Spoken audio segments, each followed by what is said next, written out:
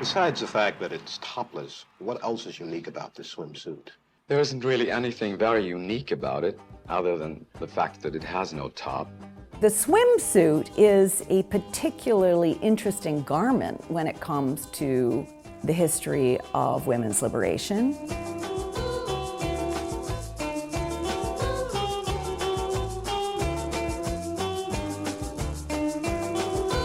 Well, I could go back to the bikini.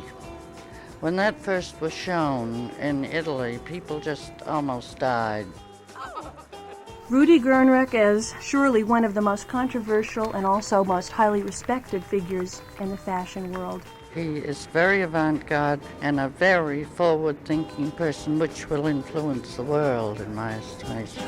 Why did he come up with this idea? How did he come up with this idea? It's very political. Fashion is highly political and has been from the dawn of time. When first wave feminists were trying to get the vote, there was also a dress reform movement because they were dressed in corsets and they could barely breathe. Rudi Gernreich isn't just a fashion designer. He's one of the first members of the Mattachine Society, which is one of the first gay rights groups in the United States. Eventually, magazines agreed to run the photo of the Monokini, but it was a big controversy from the beginning. Do you think that it could catch on and become popular? No. Why not? There's a lot of bashful women around. I think men won't have respect for any girl at all, whether she's good or bad. The problem is I think you get picked up for indecent exposure as soon as you're found with one on. Well, I'm afraid I'd have to tell her to cover up. If she refused, I would have to take her into custody. The Monokini, to me, really unlocks a whole deeper level of what Carol Doda was about and what she achieved.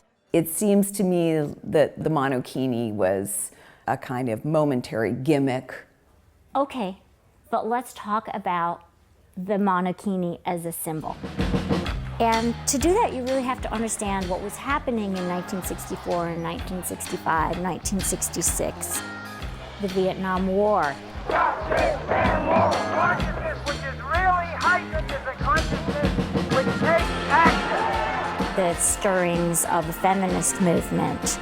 What you see here is the beginning of a movement that women are human beings and that we have equal rights. The civil rights movement starting to gain momentum.